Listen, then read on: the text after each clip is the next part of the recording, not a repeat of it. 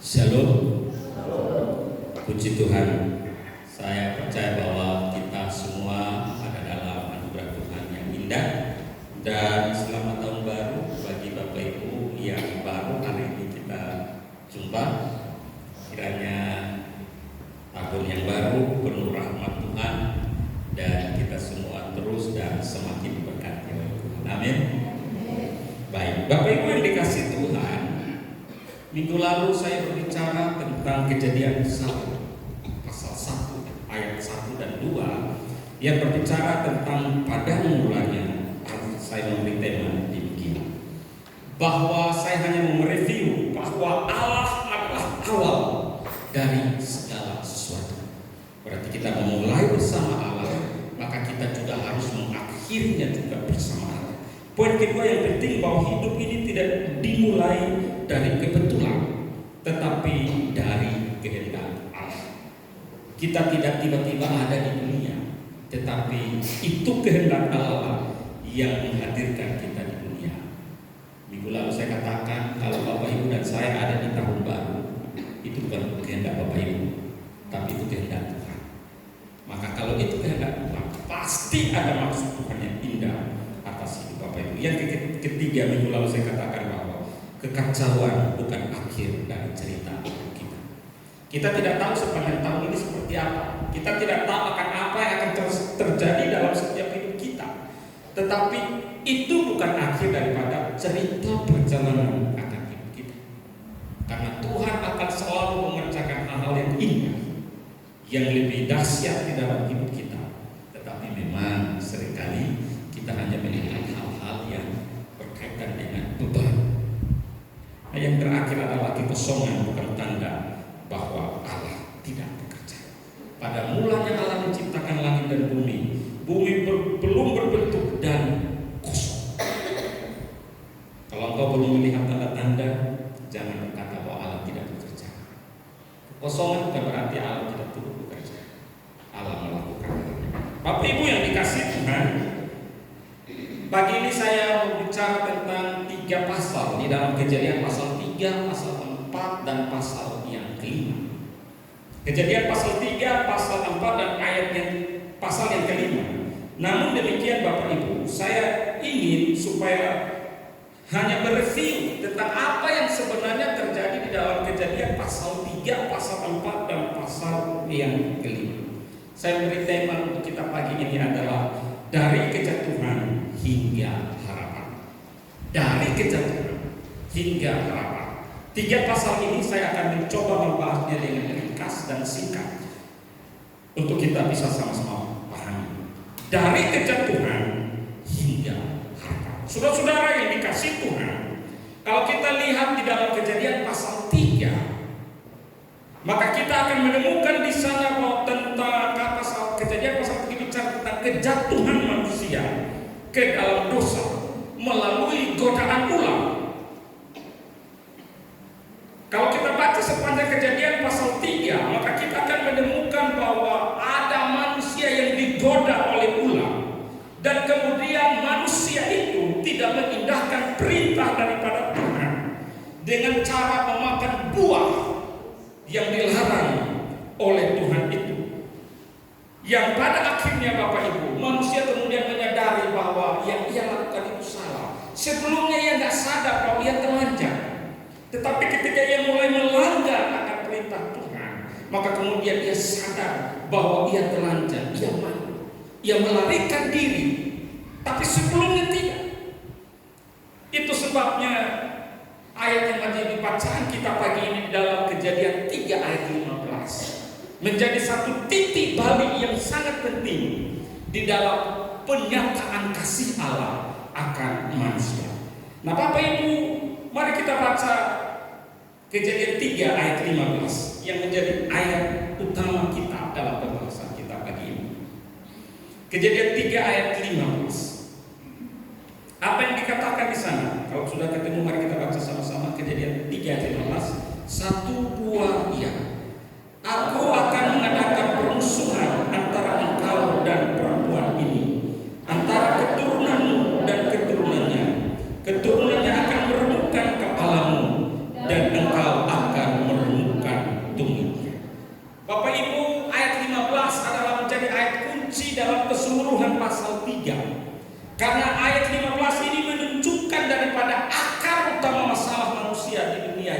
dosa. Bahwa ada masalah yang krusial yang tidak ada habis-habisnya dalam hidup manusia, yaitu dosa. Ada banyak masalah dalam hidup manusia yang lain dan pasti itu selesai. Tapi ada masalah yang tidak ada habisnya dalam hidup manusia, yaitu dosa. Itu sebabnya Tuhan benci dengan yang namanya dosa. Tuhan tidak senang dengan namanya dosa. Oleh karena itu ketika manusia pertama jatuh di dalam dosa, maka kemudian yang dilakukan oleh Tuhan di Kejadian pasal 3 adalah Ia menaruh keruh.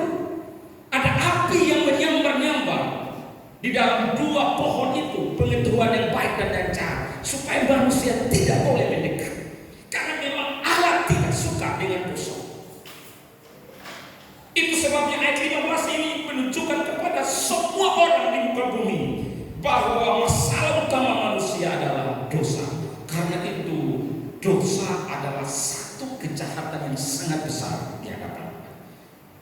Ketika Allah menaruh keruh di antara dua pohon pengetahuan baik dan jahat, Allah bermaksud memperingatkan kepada manusia bahwa ketika engkau mendekat sampai kepada dosa itu masalah. Apalagi engkau berbuat dosa. Jadi manusia jatuh ke dalam dosa bukan karena kurang pengetahuan, tetapi karena ia tidak takut atau ia tidak taat kepada firman Tuhan. Adam dan Hawa bukan kurang pengetahuan. Adam dan Hawa tahu akan dosa, tetapi mereka sengaja, bahkan mereka terpedaya oleh godaan daripada saudara-saudara yang dikasih Tuhan. Dosa adalah masalah utama manusia.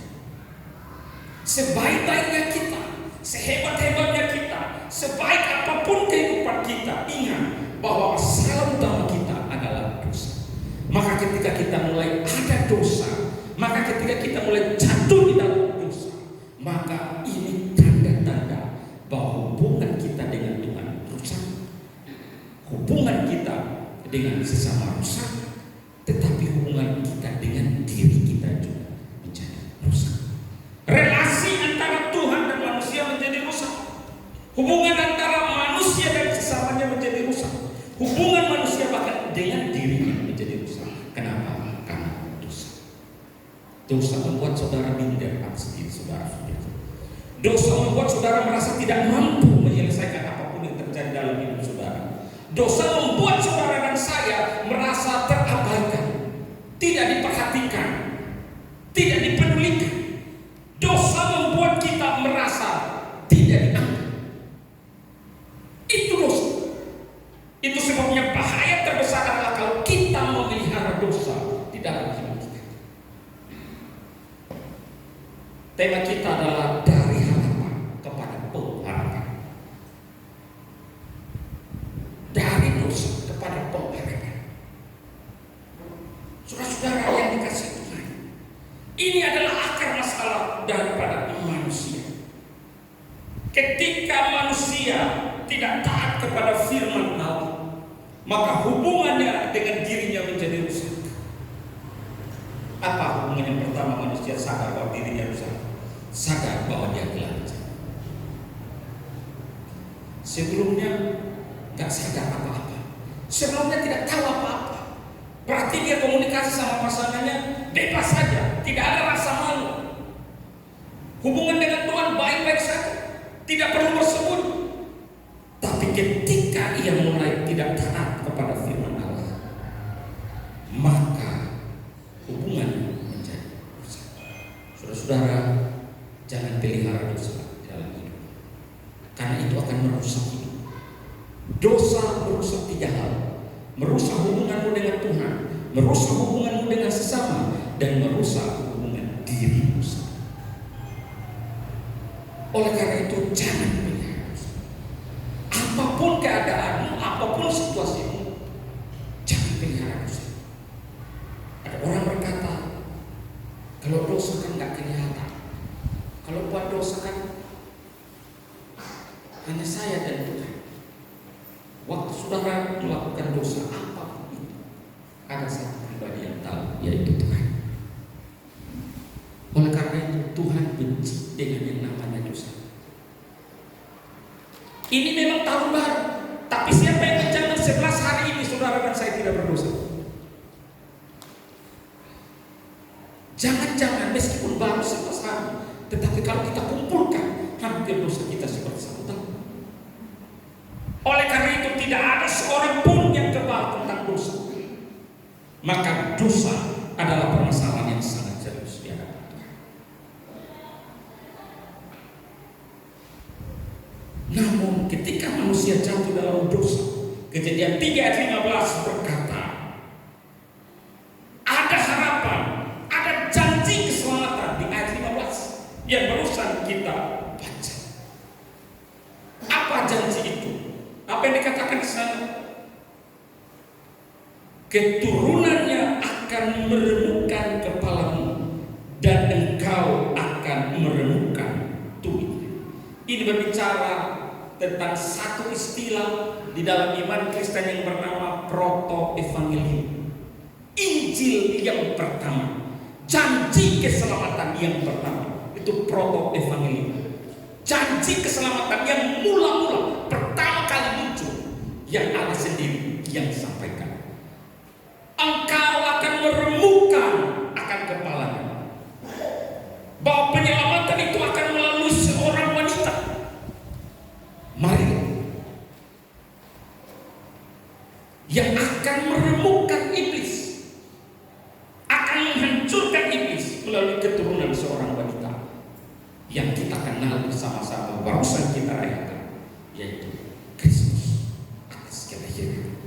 Berarti janji keselamatan pertama kali muncul dalam Kejadian 3 ayat 15. Manusia jatuh dalam dosa, manusia tidak taat kepada perintah Allah, tetapi Allah tidak membiarkannya. Ia memberi Injil pertama, janji keselamatan pertama, bahwa keturunan perempuan akan meremukkan kepala ular. Ada poin yang sangat penting yang kita bisa lihat di dalam Kejadian pasal yang ketiga. Yang pertama, Allah menghakimi dosa, tetapi Allah juga tidak bisa menghentikan kasih-Nya kepada manusia. Setiap kita berbuat dosa pasti Tuhan hakimi, tetapi bukan berarti Allah juga menghentikan kasih-Nya kepada kita. Itu sebabnya antara kasih dan penghakiman Allah itu seringkali digambarkan seperti mata uang yang timbal balik, yang tidak bisa dipisahkan. Kadang-kadang kita dihakimi, kadang-kadang kita ditegur, kadang-kadang kita diatur, kadang-kadang kita bahkan mungkin dimarahi. Tapi di saat yang sama, Allah juga tidak bisa membatalkan kasih-Nya kepada setiap kita. Saudara-saudara, sepanjang tahun ini kita tidak tahu apa yang akan terjadi. Mungkin saudara akan mengalami penghakiman, saudara mungkin mengalami kemalangan, saudara mungkin akan mengalami kesulitan-kesulitan yang dihadapi. Tetapi sekali lagi, kesulitan itu tidak akan pernah membatalkan akan kasih Allah di dalam hidup. Karena di balik penghakiman ada kasih Tuhan. Ada kasih Tuhan, tapi di balik itu juga ada penghakiman. Itu berarti memang Allah tidak senang dengan orang yang berbuat dosa, tetapi Allah juga mau orang yang berdosa itu bertobat dan kembali kepada Tuhan. Itu sebabnya jangan berkata dosaku mungkin terlalu banyak dan gak mungkin Tuhan ampuni. Justru ia berkata bahwa aku datang ke dunia untuk mencari dan menyelamatkan mereka yang terhilang, mereka yang berdosa. Kalau saudara merasa bukan orang berdosa, berarti saudara gak butuh Tuhan. Tapi kalau saudara merasa bahwa saudara dan saya adalah orang berdosa, kita butuh Tuhan. Maka kita perlu datang untuk mencari. Ingat, Allah benci dengan dosa, tetapi kebenciannya tidak pernah menghentikan akan kasih-Nya kepada kita. Ini yang terjadi di dalam Kejadian pasal 3. Kalau Bapak Ibu baca keseluruhan Kejadian pasal 3, kita akan menemukan Allah menghukum Adam. Apa yang terjadi dengan Adam? Susah payah engkau akan memperoleh rezekimu. Sampai berkeringat engkau akan memperoleh rezeki. Tapi untuk ibu-ibu juga diberi kutukan di sana.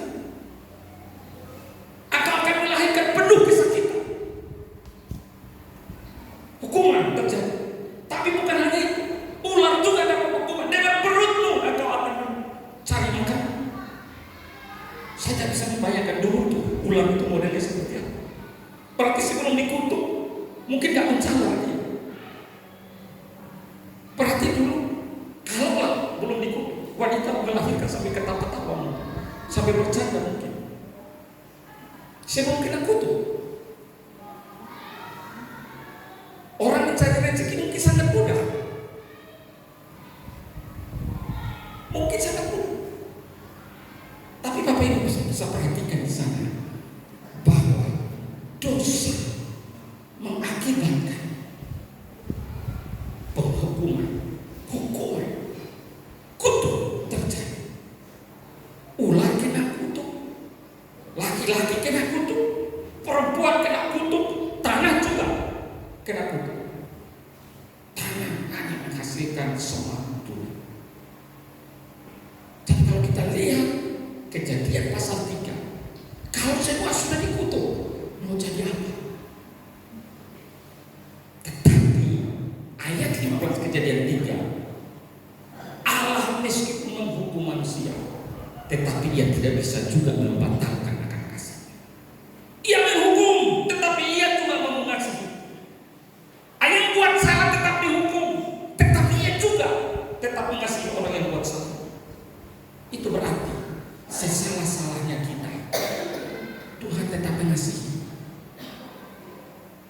Jadi kalau engkau benci orang, apakah Tuhan tak mengasihimu? Tuhan mengasihi. Engkau boleh benci orang lain, tapi ingat di saat yang sama Tuhan sangat mengasihimu. Engkau tidak boleh suka atau nggak suka dengan seseorang, bisa. Tapi di saat yang sama ingat Tuhan tak mengasihi. Itu berarti penghukuman, penghakiman di saat yang bersamaan kasih Tuhan tidak bisa dibatalkan. Berarti kita adalah ciptaan Tuhan yang bukan kebetulan ada di dunia. Kejadian pasal 1. Atas kehendaknya kita ada di dunia. Ini yang terjadi di Kejadian pasal 3, bahwa Allah tidak suka dengan dosa. Maka jangan main-main dengan dosa. Apapun itu. Ingat, dalam iman Kristen tidak ada dosa besar, tidak ada dosa kecil. Ini harus digarisbawahi Bapak Ibu. Agama lain mengajarkan ada dosa besar, ada dosa kecil. Ada bohong yang baik, ada bohong yang tidak baik. Dengan baik. Iman Kristen tidak mengajarkan begitu. Ada bohong demi kebaikan, berbuat baik. Ada dosa yang kecil, ada dosa yang besar. Kan sedikit yang ini. Saudara nanti uang 50 perak, nilainya sama dengan bertriliun-triliun. Karena masalahnya bukan nilainya, tapi dosanya, esensinya. Dosanya dosa, bukan melihat volume dan nilai. Saya ngomong begini, jangan sampai Bapak Ibu daripada curi 50 perak, mendingan saya curi 1 miliar, kan biar pas gitu. Bukan itu maksud saya juga. Jadi jangan dilihat itu dari nilainya dan volumenya, bukan. Tapi kali tadi aku pukul 1 kali baunya Bapak Ibu kan dosanya sama. Bukan itu maksud saya. Baunya tadi aku maki berkali-kali daripada sekali banyak kan sama. Bukan itu.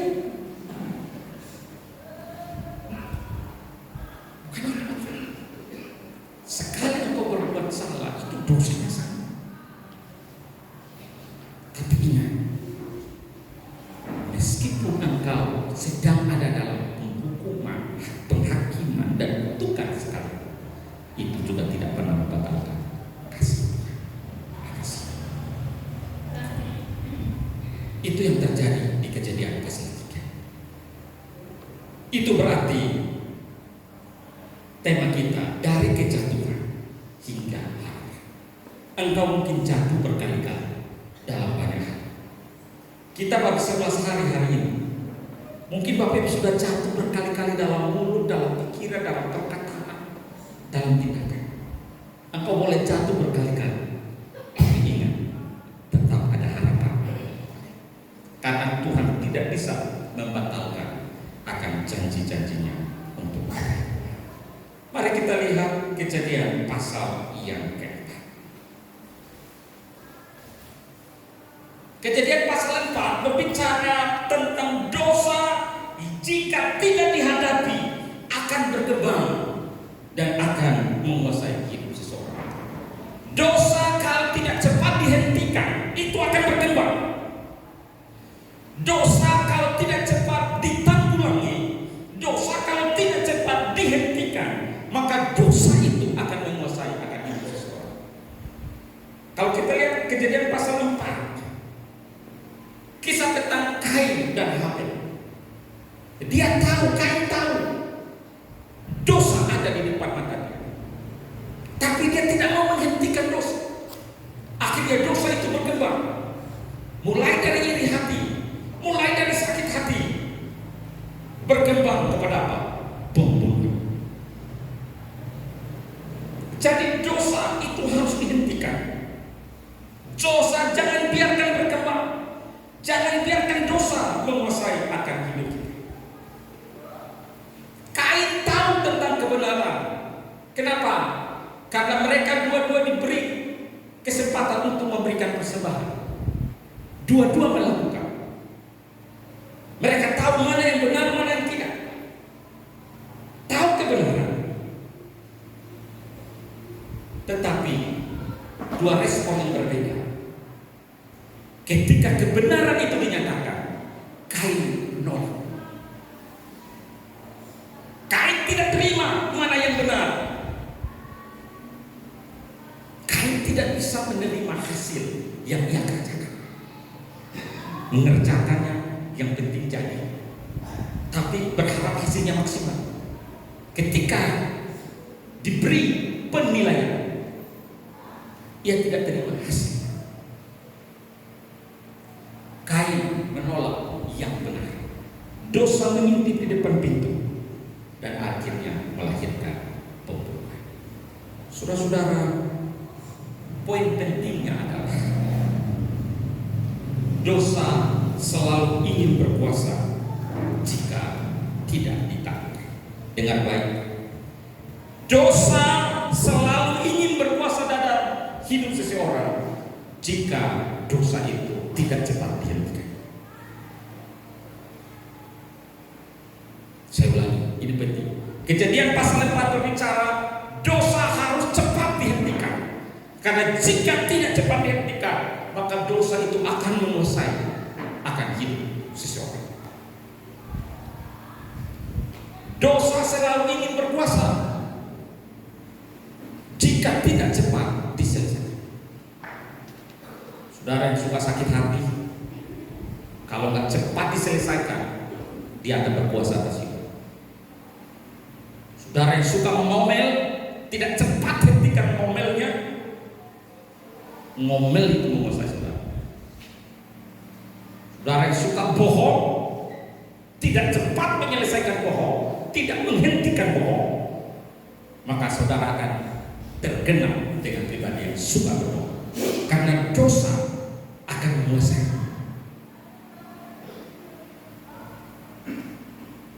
Apapun itu, saudara yang suka berjudi, judi itu akan menguasai saudara. Karena dosa harus dihentikan. Itu yang terjadi di Kejadian pasal 3. Episode pasal 4. Kain tahu ada kesalahan, ada dosa. Bahkan Tuhan yang ingatkan itu. Kain, kenapa mukamu tidak berseri sedikit? Kenapa mukamu kok asam sekali? Ingat, dosa sedang di depan pintu dan menunggu. Ini Tuhan yang ingatkan Kain, tapi dia diam saja. Tapi saya, enak sekali adikku ini kok persembahannya pula dia diterima oleh Tuhan. Karena dia tidak menguasai, tidak cepat menghentikan dosa, mengajak adiknya kepada sampai kepada dibunuhnya adiknya. Itu pun Tuhan tetap tanya, Kain, di mana adikmu? Apa jawabannya? Emangnya aku ini penjaga adikku? Kemana-mana harus bukan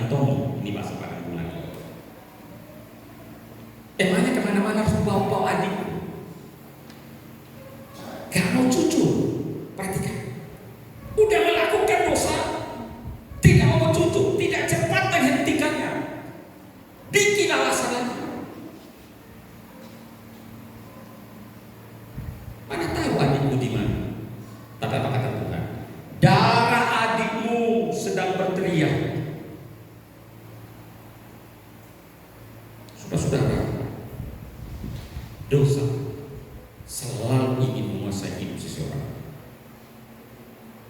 Karena itu, apapun dosa yang kita lakukan, cepat berhentikan, cepat taklukkan. Jangan biarkan hidupmu dikuasai atau ditaklukkan oleh dosa. Kalau saya tanya Bapak Ibu, bahkan kita semua di sini, apakah Bapak Ibu orang berdosa? Ya, apa dosanya? Gak ada yang tahu. Kita ini orang berdosa, tahu apa dosanya? Gak ada yang pasti. Tapi berapa banyak orang yang karena dosa itu mengikat hidupnya sehingga dia tidak bertumbuh dalam imannya. Ada banyak orang tidak pernah bertumbuh. Ada banyak orang tidak pernah mengalami kebaikan Tuhan karena ia membiarkan dosa terus mengikat akan hidupnya. Apa sebenarnya arti dosa? Dalam perjanjian lama dan perjanjian baru memberikan dua pengertian yang berbeda. Dalam perjanjian lama katakan dosa itu adalah sesuatu yang melanggar perintah Tuhan. Atikia, melanggar perintah Tuhan. Tetapi kalau perjanjian baru katakan hamartia, tidak tepat sasaran.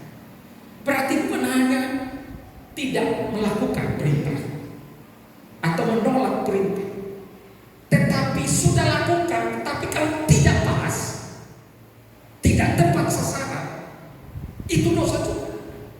Bapak bisa bayangkan? Jadi lebih lebar, lebih luas pengertiannya. Menolak perintah itu dosa. Berarti kalau saya tidak melakukan itu sudah dosa.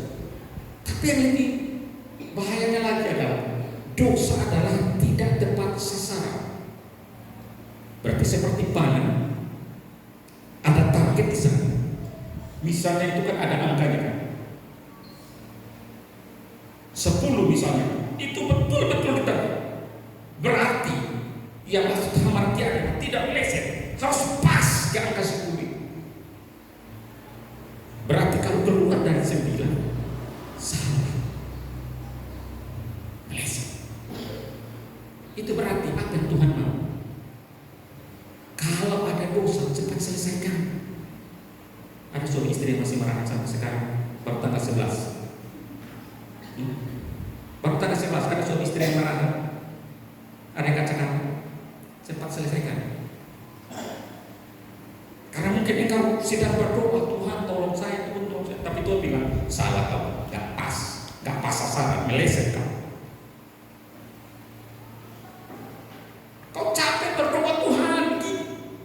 Tapi Tuhan bilang salah. Karena tidak pas pada sasaran. Jangan biarkan dosa ada dalam hidup. Memang kita manusia berdosa, tetapi jangan berlindung di bawah kata kita orang berdosa. Kita memang manusia berdosa, tapi Tuhan menghendaki kita tidak menjadi orang-orang yang berdosa. Jadi dosa harus dihentikan, jangan dibiarkan berkembang. Ini yang terjadi di pasal yang keempat. Mari kita lihat Kejadian pasal 5. Bapak Ibu kalau lihat dalam Kejadian pasal 5, kita akan menemukan di sana ada daftar sisilah yang sangat panjang. Kejadian pasal 5 itu Kain, Adam dan Hawa melahirkan Kain, Habel, ada Set, dan seterusnya, terus Henok, Lamek, terus banyak sekali daftar silsilah. Jadi Kejadian pasal 5 itu menampilkan silsilah yang sangat panjang, tetapi diakhiri dengan satu kata yang sangat indah Bapak Ibu.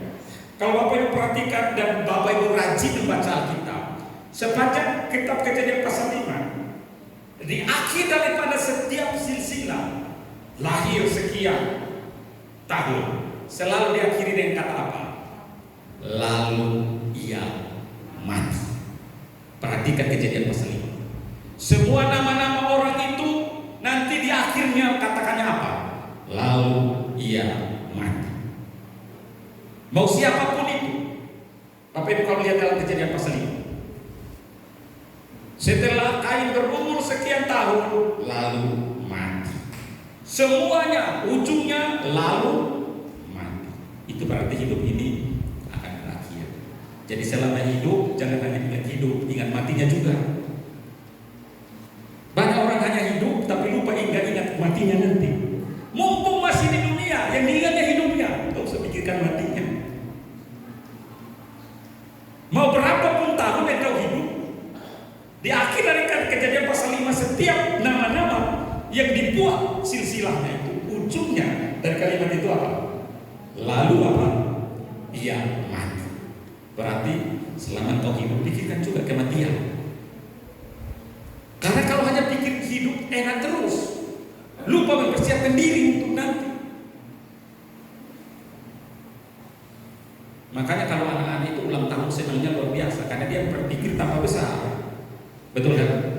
Tapi bapak-bapak yang sudah 30 tahun, kita yang sudah 30 tahun, 40 tahun ke atas, begitu ulang tahun, hitung apa?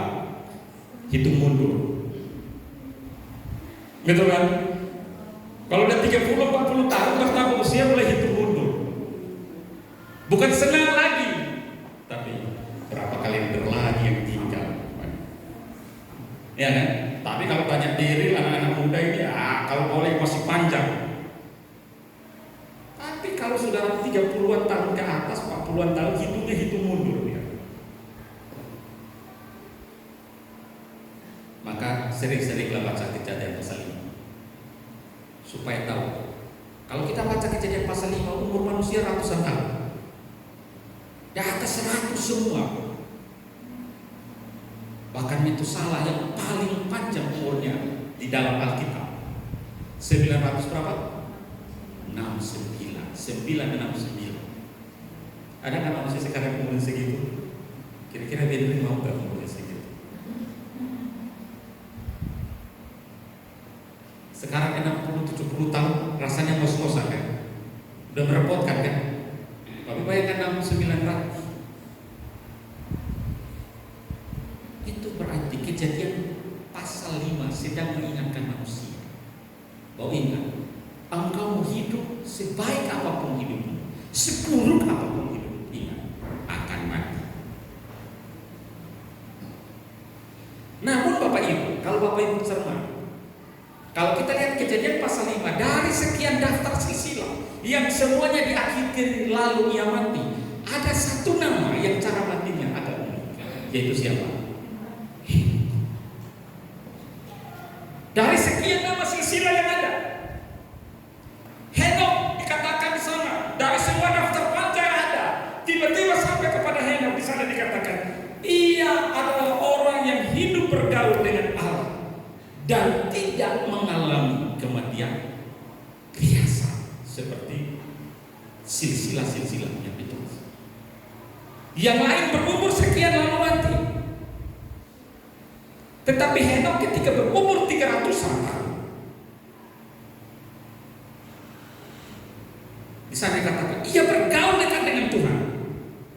Dan apa yang dicatat di sana? Tuhan mengangkat dia.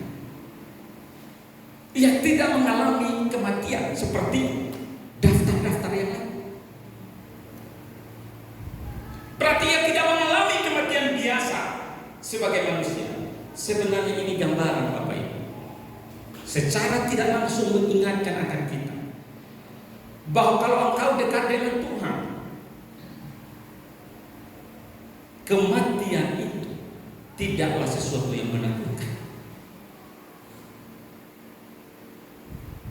Karena kematian ini hanya fisik. Tapi engkau tetap hidup kalau engkau bergaul baik dengan Tuhan. Poin pentingnya adalah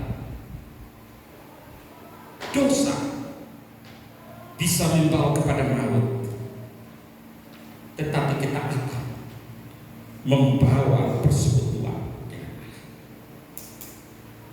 Daftar yang lain panjang, mati. Tetapi sampai Henok ia bergaul dekat dengan Tuhan, yang terjadi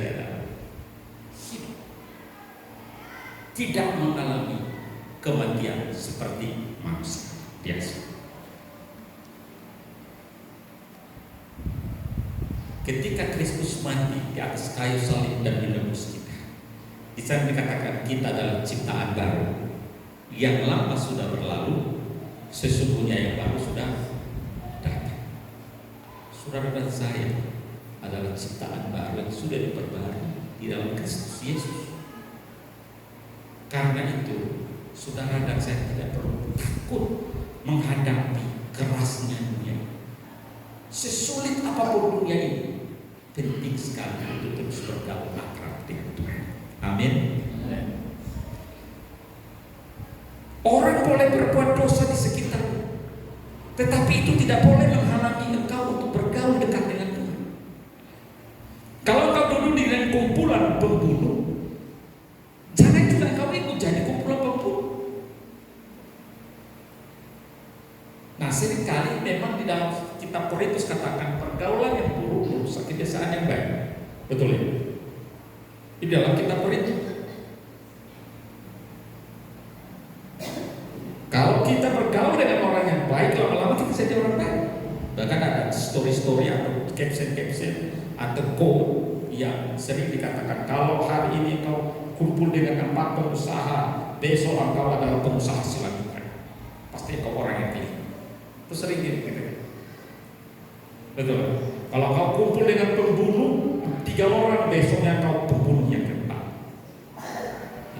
Itu yang sering kali muncul di medsos lagi mana-mana itu kan. Betul kan? Salah nggak salah betul. Tetapi ada keputusan padamu. Apakah mau dekat sama Tuhan atau tidak? Semuanya itu keputusan kepada kita. Keputusan bukan kepada kelompok kita. Keputusan bukan kepada komunitas di mana kita ada. Keputusan berakhir kepada kita yang mengambil keputusan. Jadi orang di sekitarmu boleh buat apapun, itu urusan dia, tapi tidak boleh menghalangi engkau untuk bersekutu dengan dia. Poin yang terakhir dari Kejadian pasal 6, Allah mencari manusia yang jatuh. Saya mau ulangi, Allah mencari manusia yang jatuh, menegur orang yang berdosa, tetapi di saat yang sama menyertai orang tersebut dengan setia. Saya ulangi, Allah mencari manusia yang jatuh, menegur orang yang berdosa, tetapi di saat yang sama Ia menyertai orang tersebut dengan setia. Itu berarti sesalah-salahnya kita, sekali lagi Allah tetap menyertai. Kita mungkin berkali-kali menyakiti hati Tuhan, Tuhan tetap sertai dan masih ada sampai sekarang. Karena itu jangan anggap remeh anugerah Tuhan. Jangan anggap remeh kesempatan yang Tuhan beri. Jangan anggap remeh kebaikan yang Tuhan beri kepada kita. Mumpung hari ini Ia beri kesempatan kepada kita, berhenti buat dosa. Jangan biarkan dosa berkuasa atas kita. Jangan biarkan dosa menguasai. Cepat hentikan dosa. Cepat hentikan dosa dari kejatuhan hingga kita semua adalah orang yang selalu jatuh. Tetapi di dalam setiap kejatuhan kita sekarang tetap ada harapan. Ingat, harapan tidak pernah hilang. Mungkin sekarang engkau sedang ada dalam kesulitan besar, rasanya sulit keluar dari apapun. Ingat, masih ada harapan. Karena meskipun Adam dan Hawa jatuh, tetap diberi janji kemuliaan. Meskipun Kain adalah seorang pembunuh, tapi Tuhan beri janji kepada dia. Apa kata? Kalau ada orang yang membunuh Kain, kubalaskan. Meskipun dia seorang pembunuh.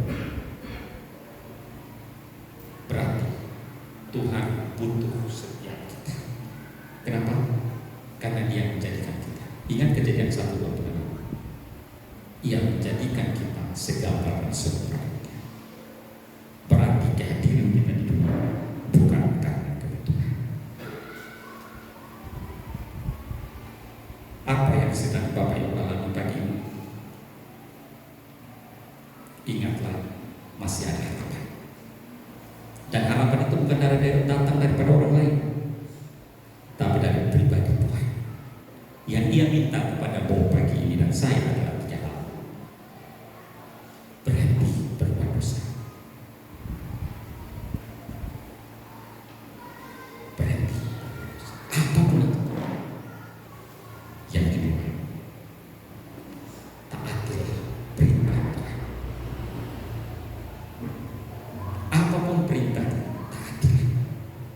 Mungkin kita akan jatuh bangun. Ingat, ada harapan. Yang ketiga, orang yang bergaul dekat dengan Tuhan akan hidup. Sesulit apapun dunia yang akan engkau dan saya alami, engkau akan tetap hidup kalau engkau bergaul dekat dengan Tuhan.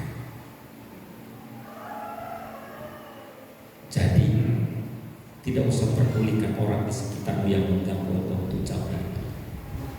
Hubunganmu dengan Tuhan itu jauh lebih penting. Itu prioritas. Mau orang di sampingmu mau tidurkah, mau ngorok kah, mau menjahatimu